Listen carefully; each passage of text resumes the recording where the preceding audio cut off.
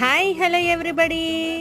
ఏంటి కున్నే ఉన్నాయి పెసలు అంటున్నాను, కానీ మళ్ళీ కోస్తున్నాను అనుకుంటున్నారు కదా. ఏమీ లేదండి, ఈ పెసలు కున్నే ఉన్నాయి కదా అని చెప్పేసి కోసేద్దాం అనుకుంటే పైన ఎండకైతే మేము కోయలేకపోతున్నాము. డైలీ వచ్చి ఒక 2 అవర్స్ కూడా కోయడం లేదండి. అలా ఎలాగైతేనా కోసేద్దాము, ఎందుకులే కూలోళ్ళు అనుకుంటున్నాము.